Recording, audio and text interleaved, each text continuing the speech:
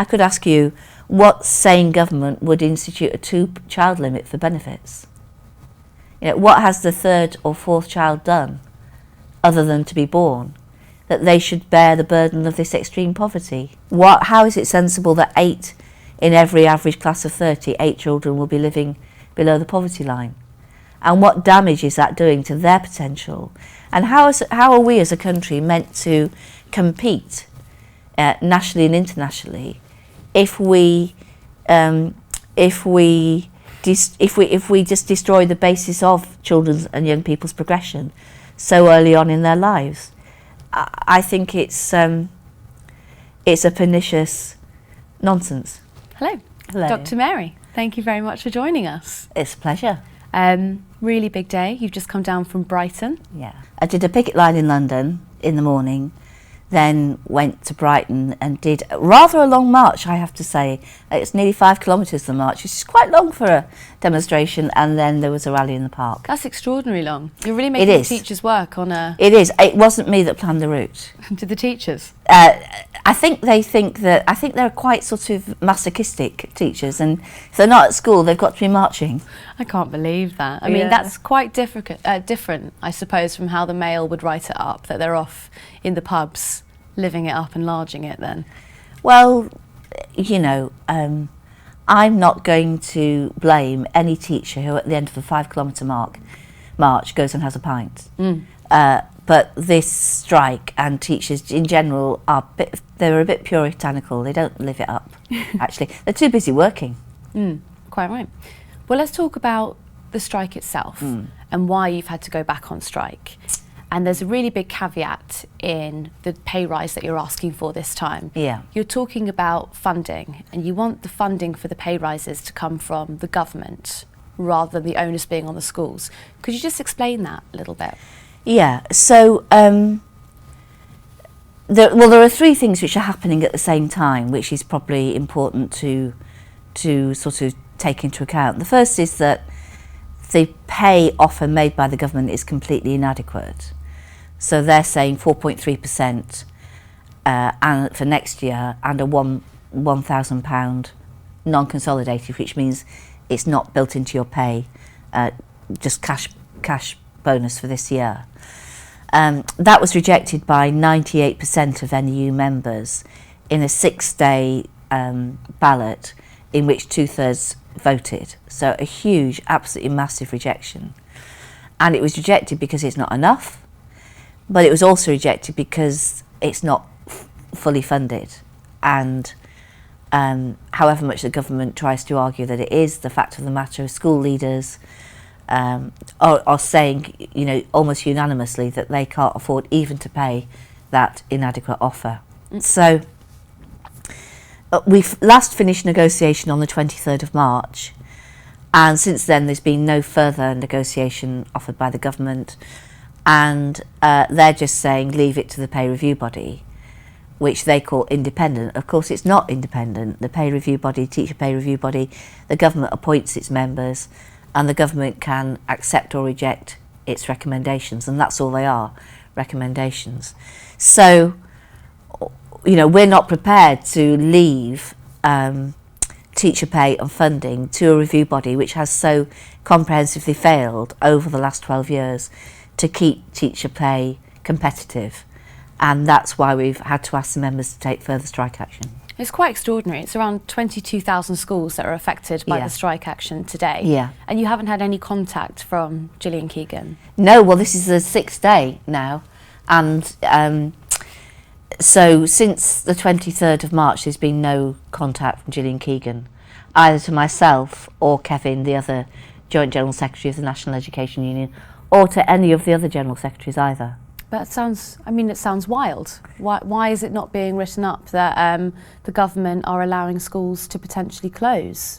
Well, I think that's a really good question, and it's a question that I'm now asking the media about. I mean, Kevin and I put ourselves out there. We both do media all the time. We try and fit in as much as we can, and we don't just go to the big mainstream media. We do a lot of it in a lot of different places. Thank you. And that's one of the reasons I'm here. But the people who are doing no media are the government. I mean, Jillian Keegan, I don't think has been seen out in the media for months, for weeks. So the government isn't being asked the difficult questions. It just comes to me all the time. Why are you allowing children's education to be disrupted? Well, and I keep saying that we don't want to keep taking strike action. I mean, it's 6 days' pay lost to my members. It's 6 days of education which children and young people haven't had. Nobody wants to keep doing this, but neither do they want to allow the current situation to get even worse. And the reason why the strike is staying solid is because members know that it's not union barons which are telling them that things are bad. They know things are bad through their own lived experience. And that's what keeps the strike solid. There is always something extraordinary about that, isn't it? Telling teachers that the situations that they're dealing with in classrooms aren't actually happening. Yes. I mean, so one of the main concerns that has been brought up by your union time and time again is that school classrooms don't have the funding they need to run. Yeah. So you're in a situation now where there aren't teaching assistants, there might not be adequate supplies. Yeah. I mean, can you talk to me a little bit about that? So I always think it's really good when I go on marches. What I do is I start at the front of the march, and when it gets to We Are Family, I do a bit of a dance. Then I remember my hip. Then I have to sort of start, going to the back of the march, and I stop and I talk to people along the way.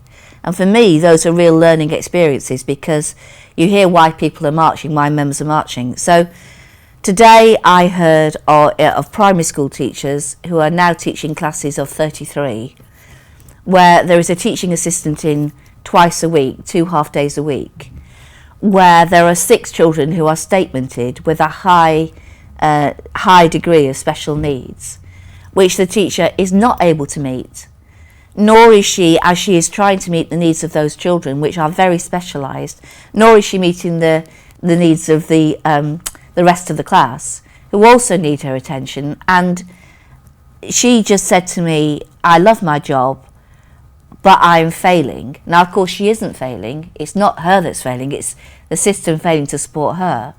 But that's how it feels to her. And she told me she's going to be leaving. She's leaving at the end of the summer because she feels she's failed. And this is what teachers do. They internalise. Well, when things aren't working, which actually in the end are anything to do with them, they're to do with lack of funding, lack of support, they internalise that and then they take the blame on themselves. That's a result of 12 years of telling teachers that it is their problem, that if children don't achieve, then it's their fault. If children who are poor don't achieve as much as children who don't have, whose parents don't have financial difficulties, that's because they've not been teaching the children well enough. None of these things are true. But once you almost begin to believe it after this time. I think that's changing now, and I think teachers are just no longer prepared to put up with inadequate funding, the highest class sizes for 40 years in primary, the highest class sizes since records began in secondary, the highest class sizes in the OECD, funding which by 2025 will only be at the same level as it was in 2010 in real terms. School buildings which are completely dilapidated. I mean, the biggest risk for the Department for Education Risk Register is the loss of life or limb from dilapidated school buildings. They're no longer putting up, they no longer feel that they can cope with being the only public service left, the only support service left, when all the support services around the school have gone. Adolescent mental health support, family liaison support, special needs support, all those support services which used to be there to help teachers in schools with specialist help, they've all gone. And so, I think teachers on the march and teachers who are striking and on the picket lines, they're saying, well, it can't get any worse than this, and now is the time where we have to stand up and say how it is. And then what's the result of that then? You've got retention problems, And you've got, what, a growing disparity, I suppose, between private and state schools? Absolutely. So the problem we've got with teacher supply is at both ends. So this year, the government will miss its secondary teacher training targets by a half. Right. It'll miss its primary by a quarter. That's unprecedented. Last year, it missed its secondary targets by 40% and primary by 11%, so it's getting worse. A third of teachers leave within 5 years, 40% leave within 10 years. So what's happening is, what used to happen in England is that we have one of the youngest teaching workforce in the OECD, because we just used to keep recruiting young teachers and burning them out. But now we're not recruiting them, and the teachers who are burnt out are leaving earlier and earlier in their careers. And that means for schools and for children, it's an absolute crisis, because the teacher vacancies have increased by 37% since last year. They're higher by 98% than the final year before the pandemic. And if you talk to school leaders and you say, what's your biggest problem? They'll say funding, but they'll also say recruitment and retention. And what that means is the teachers who stay have to work harder and harder and harder, because they're covering classes for non-specialists. They're trying to induct and mentor newly qualified teachers. They can do neither effectively because they've got their own classes to teach. So their work rate goes up exponentially, and schools just spiral into more and more and more of this, just desperately keeping the show on the road. And that does mean the disparity between public education and private education does grow bigger, absolutely. Mm. So then when Rishi Sunak was talking about bringing maths up to the age of 18, where was he going to find the teachers? Well, that's just a very good example of an alternate universe where I think Rishi Sunak and Jillian Keegan and the Conservatives are living. And I really wish I could live there, because it would solve all your problems if you could just make a political declaration and not have to think about how you're going to fulfil it. And the government hasn't made its maths targets for over a decade. It's reduced its maths targets twice since 2020. Really? Yeah, it's reduced its maths targets, but it can't even make that on a reduction. So I can't quite remember the number. I think it might be 1 in 10 maths lessons taught by a non-specialist. That will grow. We can't staff the maths curriculum from 5 to 16, never mind then extended it from 16 to 18. Mm. Now, I actually think it's a good policy aim. I don't often say this about Conservatives, but I think the aim of broadening the post-16 curriculum is a good one. I think that young people should take English and maths in different forms, not all doing A-level or anything like that, but in different form till you're 18. I think we're one of the very few countries in the OECD which allows such acute specialisation when a student's 16.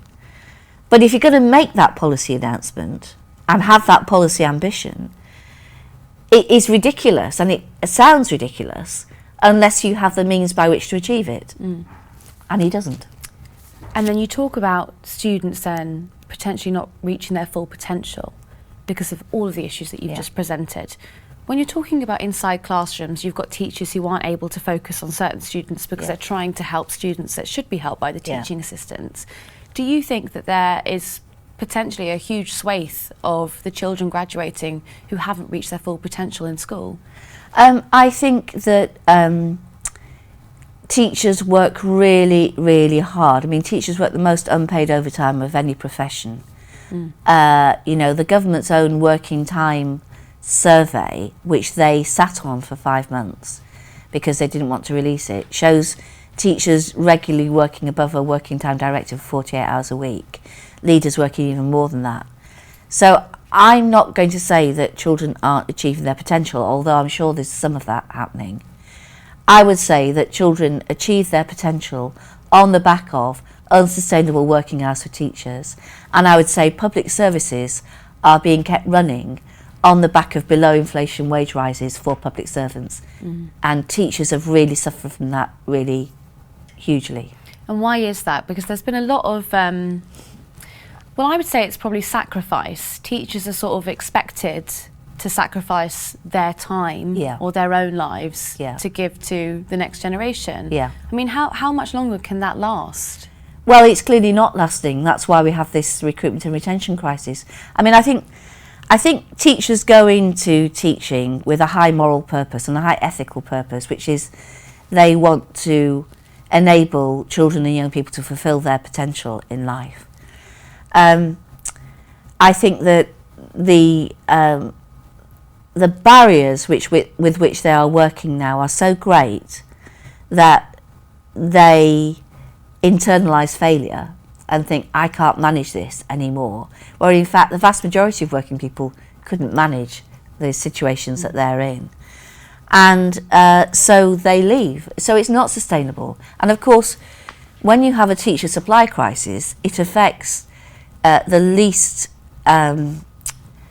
advantaged the most. So it's deprived children and young people who are learning in challenging schools, who are most under the threat of a negative Ofsted judgment, who find that they are more likely to be taught by teachers not teaching in the subject area which they're qualified. So we have this vicious cycle now that the poorer you are, the more likely you are to be in a school where there's disproportionately numbers of poor children. You are more likely not to be taught by a qualified teacher, qualified in the subject they're teaching. So all the disadvantage which you have been born with, and which compounds as you get older, that is increased by the uneven staffing in our schools. And that's further increased by the government in its policy of a national funding formula. The funding given to schools in challenging and deprived areas is increasing at a much slower rate than the funding for schools in the leafy suburbs, because they want to flatten out the national funding formula and then just have the pupil premium for very poor kids. So it's the schools who are doing the hardest work who are finding their funding now rising significantly more slowly than schools in the leafy shires. Mm-hmm. All of it compounds to a toxic situation for teachers and leaders and for pupils. So how do you encourage more teachers to get into the profession then? I mean, outside of London, the average salary, the starting salary is 28,000. That's about on par with the national average. Yeah. I mean, how do you get more people in? Well, I think we can't. I always think it's very interesting. One of the reasons I think it's interesting that the government have let this situation continue for so long, and I can't understand it, is that at the moment Kevin and myself are getting a lot of airtime where we say this is what it's like, and we have to be honest in what we're saying. We can't paint a picture which isn't real. So we have to be honest about the fact that there is a recruitment and retention crisis. We have to be honest about the fact that there isn't enough funding in schools. We have to be honest about the fact that special educational needs, children who've got special educational needs are not getting the support they need. We have to be honest about the largest class sizes. And then once you're putting out that picture, then it's very difficult to address the recruitment and retention crisis, because graduates now would like, increasingly to have flexible jobs where they can spend some time working at home. You can't do that when you're teaching. They'd like to work in a nice office space rather than a dilapidated building. You can't expect teachers to be martyrs and saints. You've got to make the job significantly attractive if you're going to recruit and retain the 500,000 teachers we need in our schools to teach our children. My sister is actually a graduate teacher. This is her first year teaching this year. Yeah. And she has spoken to me about everything you have just told me. Yeah. The class size is too big. Yeah. There is not enough equipment. Yeah. And she says there are a lot of, I suppose, other duties that you have. So she is expected to refer certain pupils if she thinks their family need access to a food bank. Yeah. Or if they've got mental health issues. Yeah. She just thinks the task is too big. Well, it is too big, and the reason why, and it's interesting that your sister said that, because this is what I hear all the time. Since 2010, the central government has cut local authority support by over 40%. So that means that all the services which schools used to be able to rely on have just, gone. And it's left schools and teachers as the last public service standing. Now in England you've got 20,000 schools. The reason why Labour, well, when it was last in power, a long time ago, but I can remember it, the reason why they did extended schools and they did Sure Start and based it in schools is because it's the public building where parents can access it. There's a very important piece of research which said that you needed public buildings with pan-pushing distance, because if a mother with 3 children has to get on a bus to access a service, it's much more likely that that will not be accessed, because it's too hard to corral all your children, getting on a bus, pay the fare. And so schools were, under Labour, at the centre of a web of provision about Sure Start, about extended schools, which was all based on the fact that these were buildings and hubs where you could put other services in. All those have gone. All those have gone. So it leaves teachers having to do the work that they have to do, teaching and learning, which is onerous, which is pounding, which is takes up most of your working week and an awful lot of your own free time. And then they're also that's compounded by dealing with societal dysfunction on a massive scale.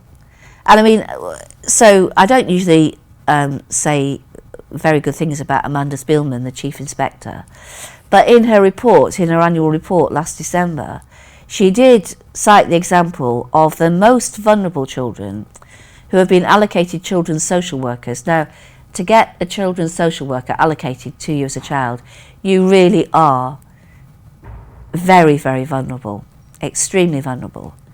And she wrote in her report about those children meeting their social workers online.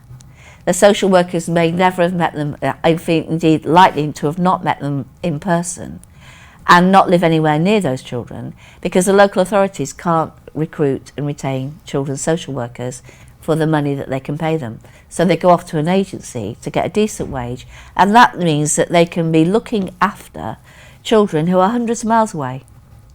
It's unsustainable. This is society breaking down, and schools and teachers trying to hold it together. That feels collapsing. Yes. That feels like. Yes. That feels extraordinary. Yes, but it's happening. I'll ask you a stupid question. Why would you shut down access to all of those services? Well, that was austerity, wasn't it? So, the long cold hand of austerity has come a lot further than we ever thought, and it was an austerity that was done for political ends, on the myth that we've run out of the nation's credit card. Well, the nation doesn't have a credit card. The nation can print money, and the nation can spend money which is required in the areas where it's required to spend.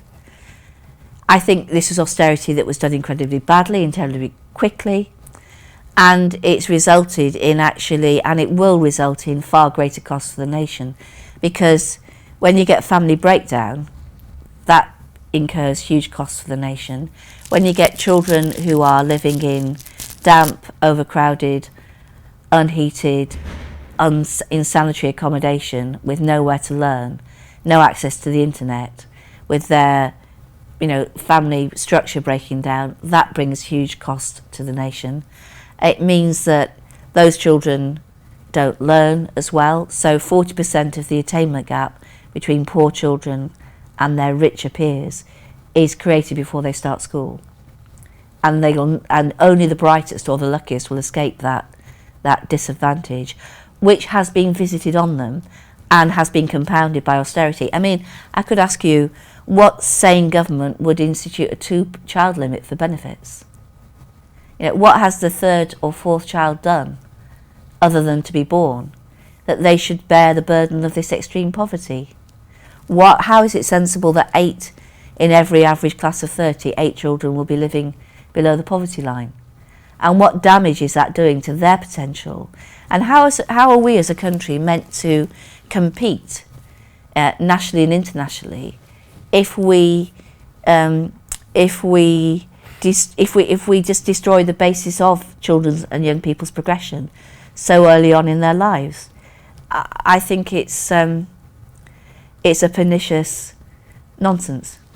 A phrase that my editor, Ollie Dugmore, used about the nurses' strike was the way that the government spends money, it's an ethical choice. Yeah. So would you say that an ethical choice has been made about funding in schools? Yes, I would say that. I mean, between 2010 and 2019, school funding declined in real terms by about 9%. That was a deliberate choice. Now, actually, school funding was protected above other areas, above social work, above the environment, above a whole other government departments suffered much worse. But at the same time school funding was declining, we were seeing a huge rise in the pupil population, over 1 million more pupils going through the schools. So, the government talks about the money it's put in recently, but that's just there to keep the lights on. Schools are not running on empty, they're running on a negative. Right. And the situation for many schools is absolutely dire. So, bearing in mind everything you've told me over the last 20 minutes, and there's a lot there, why do you think the conclusion from the government has been to introduce anti-strike legislation rather than perhaps sit at the table with yourself? Well, I was on another programme with Stephen Dorrell, the ex-Tory, is Lord Stephen Dorrell now, and he was the health minister. And he was asked this question, and he said, well, when governments go for legislation rather than dealing with the dispute, they're asking the wrong question and going to the wrong answer. And I think all of the anti-strike legislation has been done thinking about how can we make it almost impossible for unions to take strike action. So the thresholds, for a public service union, if we want to take action either at a local or a national level, we have to get 50% of the membership voting. And then if you achieve that threshold, 40% of the whole membership has to vote yes. So if we got 50% voting in the ballot, 80% of those 50% have to vote yes. And those are thresholds that were designed never to be breached. The fact that they have been breached by the National Education Union, and the fact that we now have the leaders' unions, the NAHT and ASCL, and the NASUWT, balloting and reballoting with us, says that in the end, a legal action, a legal response to an industrial dispute will not win. And I think the government thought it would win and has found to its cost that it won't, because unions are reaching and breaking those thresholds consistently now. And that's, of course, why they come up with yet more legislation, which is against, the ILO has issued a judgment against the British government for the anti-strike legislation. They've said it's a material deterrent on teachers and nurses and other public sector workers exercising their right to withdraw their labour, and has asked and the British government has said, we will consult with the unions and get back to you on this, and that's said that for years, and they haven't consulted and they haven't got back to anybody on it. That's the lefty civil service, no? Or the lefty snowflake lawyer cabal? Well, when you get into woke territory, you know that the right have lost the argument. And I always say about culture wars, when the right reach for the culture wars, ask yourself what it is that they don't want you to think about. I don't think the right want us to think about the breakdown in society. I don't think they want us to think about child poverty.